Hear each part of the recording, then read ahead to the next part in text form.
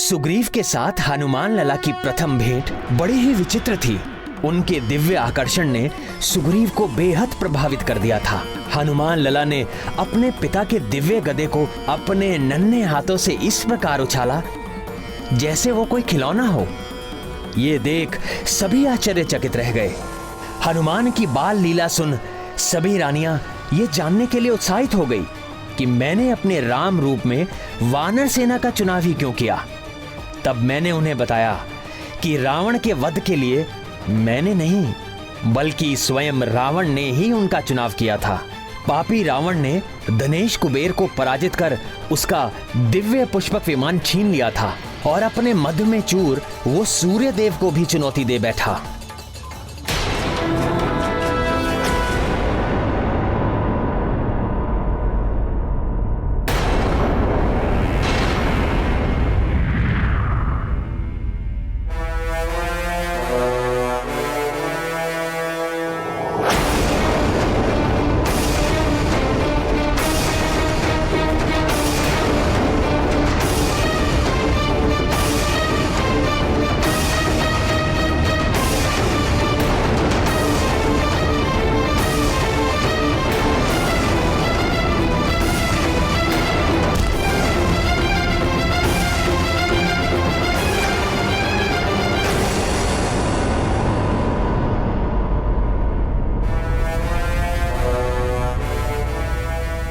अचानक ये क्या हो गया? ऐसी कौन सी शक्ति है जो दिव्य पुष्पक को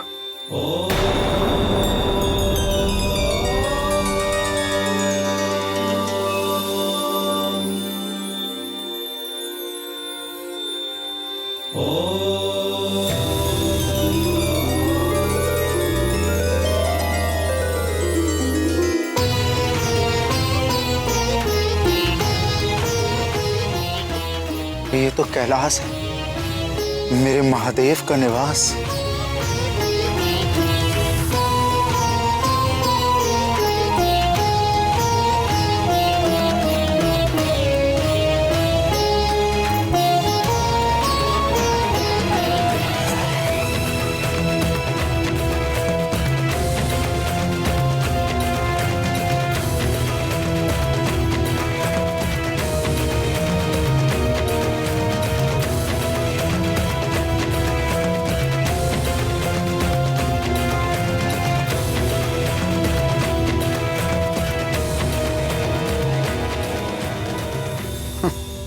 ये तो नंदी बैठे।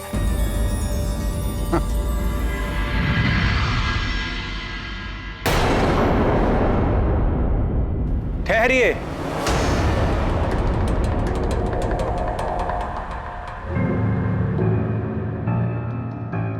आगे जाने की अनुमति नहीं है। जाओ मेरे मार्ग से। जानता नहीं मैं कौन हूं। आप कोई भी हो, किंतु आगे किसी को भी जाने की आज्ञा नहीं है। कृपया आप वापस लौट जाएं। मुझे आज्ञा देने का दुस्साहस कर रहे हो? मैं केवल अपने स्वामी की आज्ञा का पालन कर रहा हूं। और मैं केवल तेरे स्वामी के कारण तुझ पर दया कर रहा हूं। महादेव को जो आदेश देना होगा वो स्वयं मुझे देंगे।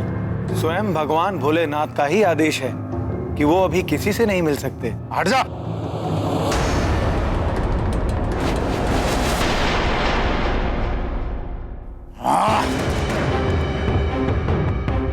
जानता नहीं तू क्या अपराध कर रहा है। महादेव के परम भक्त को उनसे मिलने से रोक रहा है। स्वयं को महादेव का बड़ा परम भक्त मानते हो और इतना भी नहीं समझते कि भक्त जब उपासना में हो तो भक्त और इष्ट के बीच में नहीं जाया करते और कैलाशपति के कैलाश में आकर अहंकार का त्याग नहीं करते। स्वयं एक मूढ़ पशु होकर मुझे शिक्षा दे रहा है। चल हट। भगवान भोलेनाथ अपने भक्तों के भाव को देखते हैं, उनके रूप रंग और आकार को नहीं। स्वयं को महादेव का सबसे बड़ा भक्त मानते हो तो ये कैसे भूल गए कि कैलाशपति महादेव का एक नाम पशुपति भी है। वे सृष्टि के सारे जीवों के अधिपति हैं और सृष्टि के सारे जीव उन्हीं की शरण में जाते हैं। मैं चाहूं तो अभी तुझे कठोर दंड देकर सदा के लिए शांत कर दूं, पर तेरे जैसे तुच्छ पशु से उलझकर मैं जगत में निंदा का पात्र नहीं बनना चाहता। तू मुझे मेरे आराध्य के दर्शन से नहीं रोक सकता। चल हट जा।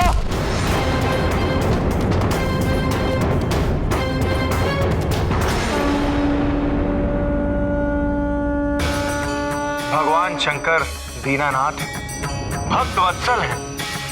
वो अपने भक्तों को दर्शन देने में स्वयं कभी भी विलंब नहीं करते, किंतु आज महादेव के दर्शन नहीं हो पाएंगे। इस मर्यादा को समझिए और वापस लौट जाइए।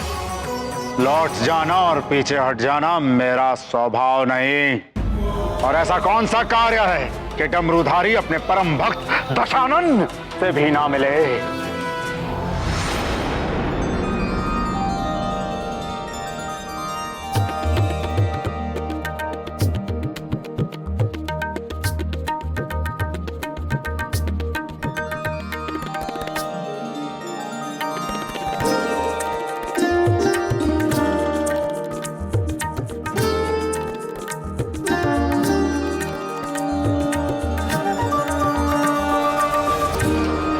भगवान भूतपति माता जगदम्बा के साथ एकांत में क्रीड़ा मग्न है। इसी कारण कैलाश में किसी का भी प्रवेश वर्जित है। क्यों मेरा मार्ग रोक कर अपने काल को निमंत्रण दे रहा है? काल का भय मुझे मत दिखाओ दशानन। स्वयं भगवान महाकाल और महादेवी आदिशक्ति को अपनी पीठ पर उठाकर चलता हूं। और ये भी समझ लो कि नंदी किसी भी स्थिति में तुम्हें अपने स्वामी की आज्ञा का उल्लंघन नहीं करने देगा।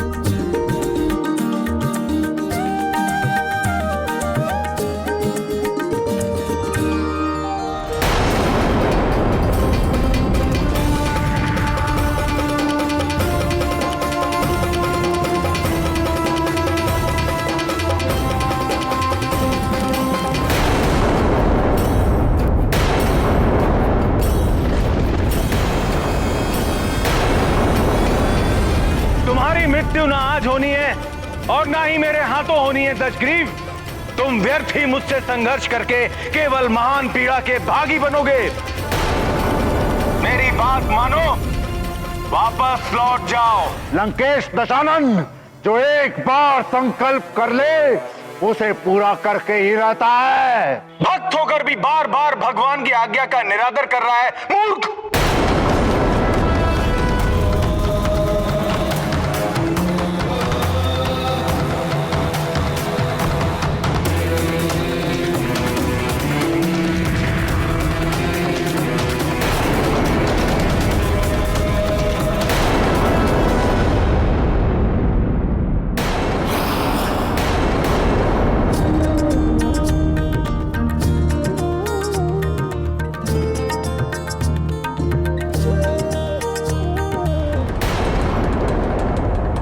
मैं तो तुझे बैल समझा था, पर तू बैल नहीं वानर है। हाँ, वानर है तू। वानर के समान फुड़कता है, वानर के समान उछलता है। तेरा बल तो वानर जितना भी नहीं, और चला है लंकाधिपति दशानन का परास्त करने।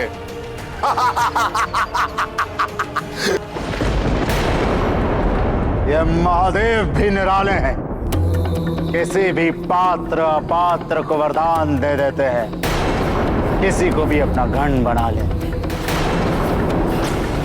तेरे जैसे वानर बुद्धि को अपना द्वारपाल नियुक्त कर लेते हैं। बड़ा आया दशानन से युद्ध करने वाला। वानरों को तो मैं कीट पतंग भी नहीं समझता। वानर बुद्धि।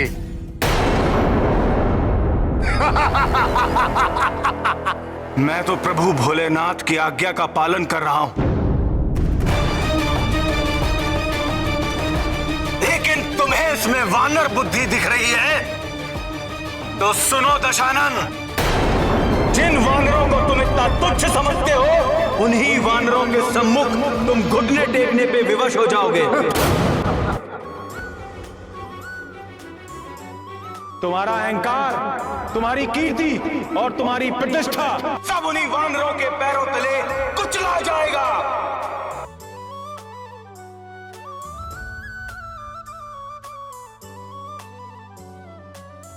वानर ही तुम्हारा सारा ऐश्वर्य और तुम्हारी पाप की लंका को जलाकर भस्म कर देंगे।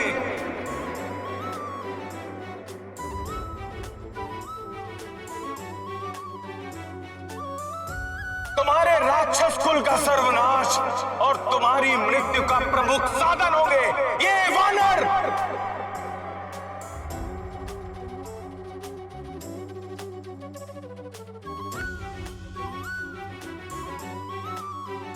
सभी लोगों में तुम्हारी निंदा होगी, और जिस वानर रूप को तू तुच्छ मानकर अपमानित कर रहा है, वही वानर रूप यशस्वी होकर भक्ति और पराक्रम की मूर्ति बनकर सर्वत्र पूजा जाएगा। ये मेरा श्राप है तुम्हें, मेरा श्राप है तुम्हें, मेरा श्राप है तुम्हें, मेरा श्राप है तुम्हें। सभी लोगों में तुम्हारी निंदा होगी, और जिस वानर रूप को तू तुच्छ मानकर अपमानित कर रहा है, वही वानर रूप यशस्वी होकर भक्ति और पराक्रम की मूर्ति बनकर सर्वत्र पूजा जाएगा। ये मेरा श्राप है तुम्हें, मेरा श्राप है तुम्हें।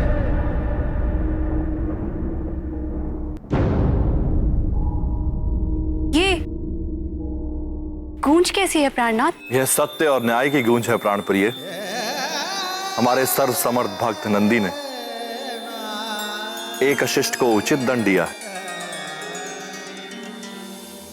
अपने परम प्रिय भक्त नंदी के इस वचन का मान रखने के लिए भगवान भोलेनाथ ने बजरंगबली हनुमान के रूप में जन्म लिया और मर्यादा पुरुषोत्तम श्री राम की वानर सेना का नेतृत्व किया।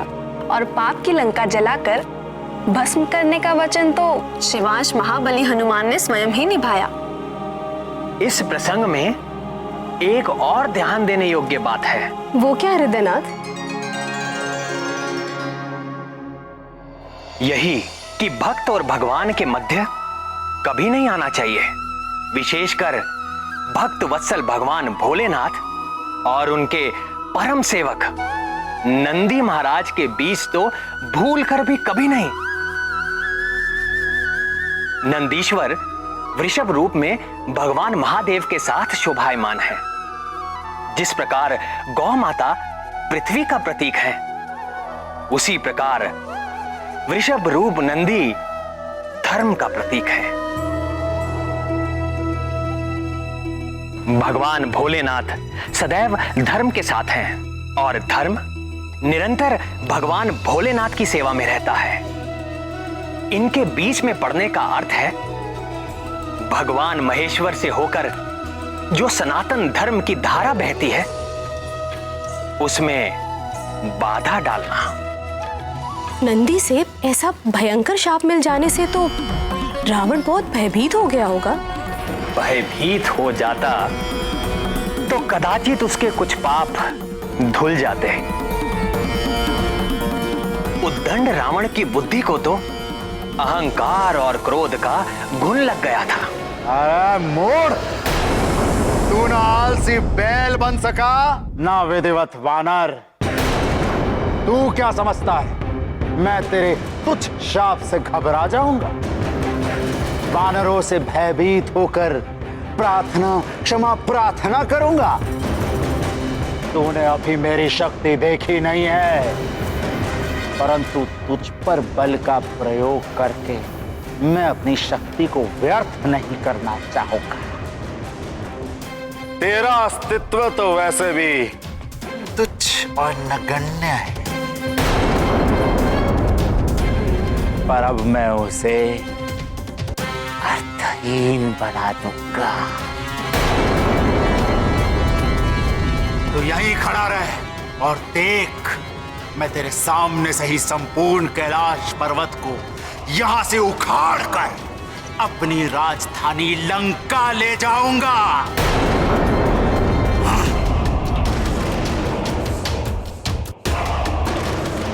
हे महाकाल, मैंने इन्हें रोकने का बहुत प्रयत्न किया, अब आप ही हमारी सहायता करें प्रभु।